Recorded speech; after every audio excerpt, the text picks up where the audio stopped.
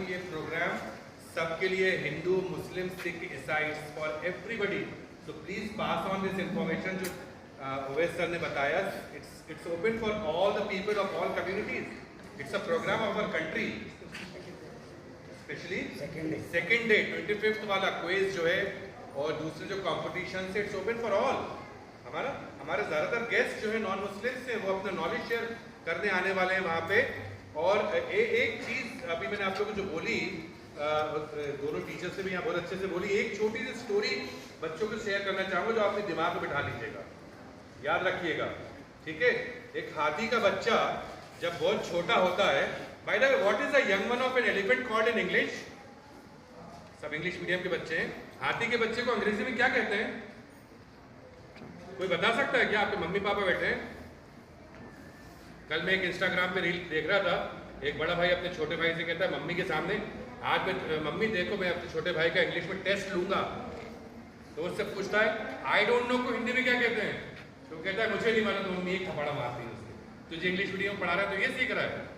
बताइए what is the young one of an elephant called in English? हाथी के बच्चे को क्या कहते हैं इंग्लिश में? सर किसी को नहीं मालूम। KG1 KG2 में पढ़ा दिया जाता है। ये सर खड़े पूछ लीजिए KG1 KG2 पढ़ा दिया जाता है। एनीवे उसको काफ कहते हैं।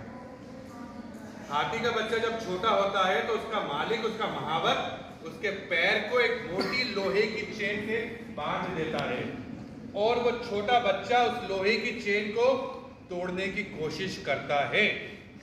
लेकिन क्या वो छोटा बच्चा उस मजबूत लोहे की चेन को तोड़ पाता है? यस और नो? अरे यस और नो? कभी नहीं तोड़ पाता। करता है, कोशिश करता है, इतनी कोशिश करता है कि उसका पैर जख्मी हो जाता है, लहूलुहान हो जाता है, लेकिन वो कोशिश करना नहीं छोड़ता।